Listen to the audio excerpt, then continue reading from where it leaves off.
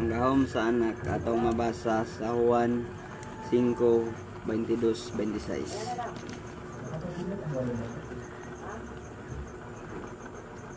Ang amahan dili maghukom kang bisan kinsa kay gihatag niya sa iyang anak ang hingpit nga katungod sa paghukom, aron ang tanan magpasidungog sa anak sama nga sila nagpasidungog sa amahan. Ang dili magpasidungog sa anak dili usab magpasidungog sa amahan nga nagpadala kaniya.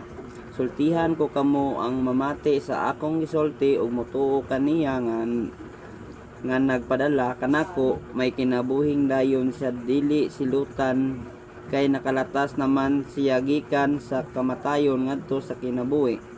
Sultihan ko kamo, hapit na moabot ang panahon ug gani miabot na nga ang mga patay makabati sa tingog sa anak sa Dios ug mabuhi ang mamati niini.